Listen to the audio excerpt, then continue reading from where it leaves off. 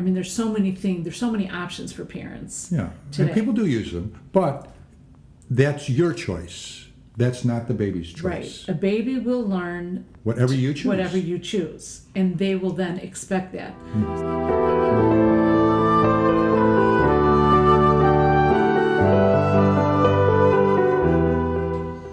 So, one question that young parents often ask is about training. When do you start? How do you do it? Sounds like work. When do you start disciplining? Like, oh no, I want my children to turn out, Well, yeah. Yes. One thought, there is a difference between training and discipline. Two different things, training and discipline. So training starts when... you bring the baby home from the hospital. Yeah, it starts right from the start. That's training. Training starts then. We'll explain that. Discipline starts when you're trying to correct a wrong behavior. Right. That happens later on. But training, so we're going to talk about training today. Okay. Training, it really does happen when you come home from the hospital, starting then. And everything's about conditioning. I mean, you majored in psychology. And if you think about behavioral psychology, B.F. Skinner, I think a lot of people learned, even in grammar school, about conditioning in the story of Pavlov's dog. Yeah, I think I was in 7th or 8th grade. Yeah. You wonder what you learned in school. That's one thing that really stuck with me, and I really did apply it very often with parenting. Children are much more, Yes. So, briefly, the story of Pavlov's dog. Pavlov would feed his dog a treat and ring a bell at the same time until then when he rang the bell, the dog would automatically salivate even if he didn't get the treat because he was conditioned to expect that treat at the sound. That's conditioning. Right. So that happens with parenting. And whether we know it or not. Right. I think most of the time we don't know it. It's not intentional. Right. But we do it. Right. So whatever patterns you establish as a parent. Yeah. And let's talk about sleep, because sleep is probably the biggest. Well, that's the biggest issue. You bring a child home, and what's the big issue when you're first-time new parents? Yeah. Getting sleep. You're exhausted. The mother just gave birth, is exhausted. Right. Nursing. Right. Which also takes a lot of energy. Yeah. It takes more energy to be nursing than it does to be pregnant. I remember you were like 200 more calories a day. I remember you were always so tired. Yeah. Yes. For those first months. First months, yeah. Yeah.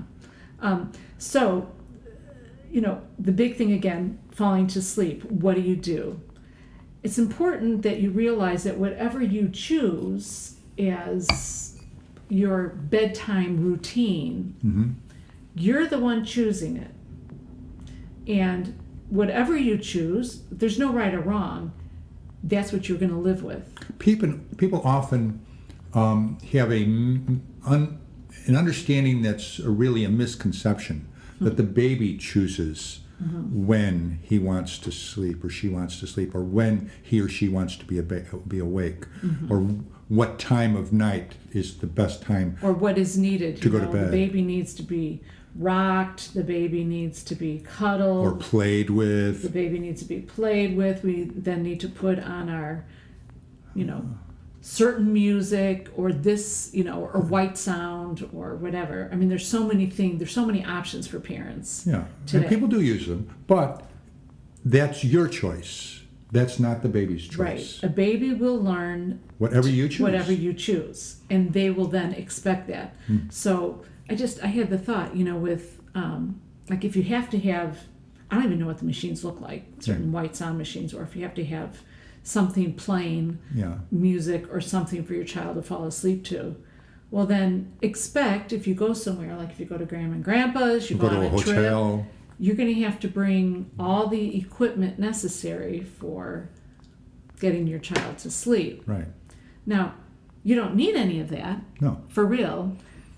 Initially, a child has to learn, an infant will learn to put themselves to sleep. You know that for centuries, babies have been going to sleep without music? Centuries. Yeah. It goes back thousands of years. Yes, yes. I think of in the first learning for me situation was I already had 2 children, and they were little. They were under the age of 3, and then I had a newborn. Yeah. And I'm trying to get work done. I had just put down my newborn, and I'm like, okay, I can get my laundry done. I had some things. So we I had a to get done. 15-month-old and a newborn, right? 18-month-old and a newborn, Oh, okay. and then 2 plus. Okay. Oh, a third child. Okay. Yeah. I put her down. She's quiet for 10 minutes, and then she started to cry. I'm like, oh no. I'm like, you know what? I got to get this done. I got to get... Whatever you're doing. Yeah, well, just things to take care of these children and, all of us. So I'm like, okay, I'm going to really quick do this, and then I'll go get her. And I'm really quick doing this, and then it's quiet. I'm like, oh. And I go and look. She's put herself to sleep. I'm like, oh. Was that like over a 10, 15-minute period or something? Yeah, it was probably like maybe 10 or 15 minutes later. Yeah. Crying and then stopping. Yeah, crying and stop and then asleep. And I realized, oh, maybe I've been rushing. The baby starts crying and you rush. Oh, quick, what do I do? Pick them up, take care of them. Yeah. They need to learn to put themselves to sleep. And a baby can teach him or herself to go to sleep. Right. They comfort themselves. They learn how to do that. So if you give your child time to learn that, and it might take a little bit of time, then you can put your child to sleep. So you have to be willing to let the baby cry. Yeah. Sometimes it's hard for people, though. Yeah, because sometimes it's hard to listen. Yeah. And people work at home. Oh, the baby's Right. crying. Bedtime routine. If your child has to be nursed and asleep when they are laid down, you're going to be doing that for months on end. Yes. So what did you do? Well, let me just finish this one thought. So if you have a babysitter and you're not there and you're nursing and your baby has to be nursed right before they go to sleep, you're not going to be able to get out and get away and go out on a date in the evening very easily if you're really tied down. I wouldn't nurse usually close to bedtime, but I wouldn't have them asleep. You put them down awake, and that was purposeful, right? Right, it's purposeful. You put them to bed so awake. that the baby can learn to go to sleep without falling asleep in your arms. Right. And it does happen occasionally if they're tired and you're nursing, they fall asleep. There's no steadfast rule. You still put them to bed. As they get a little older, whatever, even toddlers, whatever routine you do, if it's okay, we read, we play, whatever bedtime routine you do, they will come to expect that. That's training. That's training. And it can be very cumbersome. You don't want a cumbersome bedtime. You want bedtime to go to bed. Now, we did read our children the Bible before going to bed. That was one thing. You can do whatever you want, but that was one thing we wanted to do. Yes. So we did take the time to read the Bible before going to bed. An interesting story. Could I bring this out? What? The training. Okay, so we had 2 children. We had a bedroom. We had a 3-bedroom house. It's a ranch, right? So we had.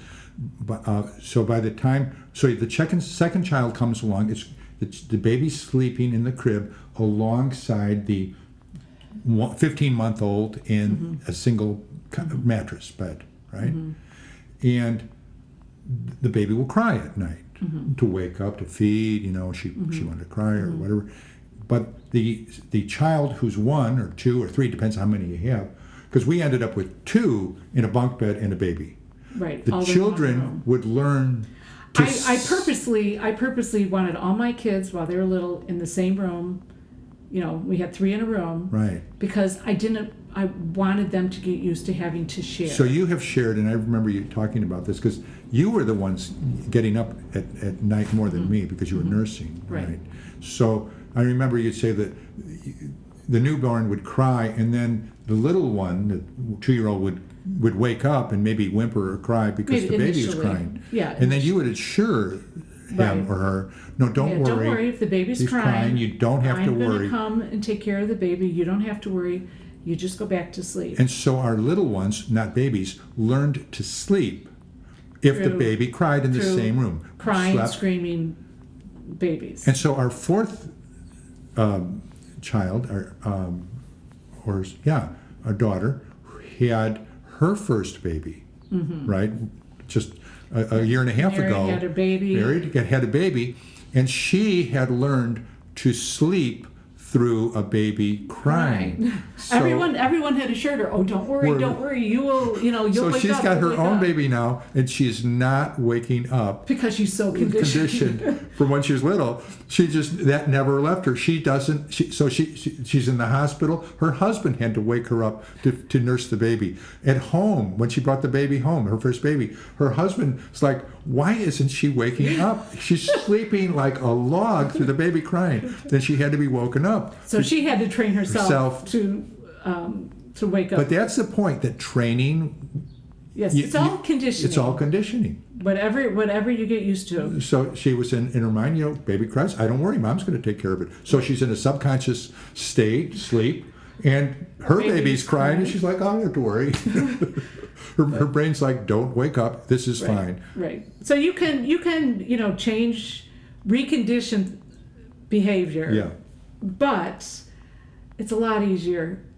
Think through, extrapolate whatever you're doing. Do you want to have to be doing this when the child is 2 years old? Mm-hmm. Do you want to have to be doing this when the child Can is you think of 3 any years old? examples of that? Well, I just remember, I don't know, someone coming over and they had very long bedtime routines. Rituals. Yeah, this bedtime ritual. We have to do this, then we have to do that. And it's like, oh my gosh, so there's no time to visit as a couple with whoever you're with, because they're going they have through to go through their ritual. Their 45-minute ritual or whatever. Or hour and a half. Whatever you do, this is what you're going to be doing. And then people and parents start to think this is what the baby wants. Right. We have to do this because this is what the baby wants. But in actuality, the baby actually doesn't want that. The baby is conditioned to have that because you have interpreted the baby not sleeping as, oh, he wants something else or she wants something else, and you do something else. Oh, now he's happy. Right. Which brings up another point. Babies really don't. They have instincts in terms of hunger or physical discomfort. Right. But they don't have opinions. They don't have opinions. They don't have preferences. And and they don't have dislikes or likes. They don't like a parent or dislike a parent. Right. A mother says, "Oh, my baby doesn't like me." It's like, no, that does not exist. That doesn't exist. You're projecting onto them. They might be fussing. There might be something going on, but it's not. My baby doesn't like me. They don't have those opinions. Right. They don't. They're not capable of that. So the point is, training is what you decide as a parent, not what the child decides. Right. Don't be mistaken. Children don't decide what they want. You interpret what they're doing into a like or a dislike. They don't have that. Right. If you decide as a parent, I want my child to go to sleep when he's awake, and it's going to take 5 minutes to put the baby to bed or 2 minutes, and you decide that's what you're going to do, the baby will learn to do that. To go to sleep. And you can have very nice bedtime routines. That are you get them to bed, and then you can have your evening. So let's say you have company over, or your parents or whatever, and it's time to put the children to bed or the baby to bed. Say, take care, Mom. I'll be back in 2 minutes. Put the baby to bed, and you're back. Instead of, we have to go through reading so much. We have to, rock them. We have to play the music. We have to do all this, and we have to rub their back, before they'll go to sleep. No, you don't have to do all that. Right. You choose to do all that. Right. But you're training the baby. The baby's not training you. Right. So, bottom line is you choose Right. what you want. There's Right. no right or wrong in those areas. Right. You know, it's in eternity. It doesn't matter if they have white music, playing or silence. None of that is going to matter. No. The choice is what do you want. Exactly. What do you want? And do you want your 2-year-old or your 3-year-old to need everything that you're doing for your newborn or your 5-month-old? Right. If you don't want to continue that activity, then don't start it or don't continue it. Right. It's also possible to change. Right. Right. If you're getting in a bad habit, you don't like it, Change it. change it. Right. The child will adapt. Right. Once, they'll figure it Right. out. And it's good to read to your child, but do you want that to have to be right before bed? Yeah. Again, Yes. think through, use your mind, think through what What kind of life what kind you of want. life you want, and establish that from the start. Mm-hmm. That's right. So I think that That kind of pretty gives much sums it up. The training we do is conditioning, and it's what we decide. Right. It's not what the child decides. right, And the baby doesn't have an opinion or a preference. It's kind of circumstantial. What happens that you decide, oh, this is what the baby wants. No, that's not what the baby wants. That's what how the baby reacted today. Mm-hmm. But you decide. You decide the routines. You decide the behaviors. And this is not about discipline. This is about training. right, All right? right. Just what they get used to. Mm-hmm. Everybody likes what they get used to. That's right. So you decide. Yes.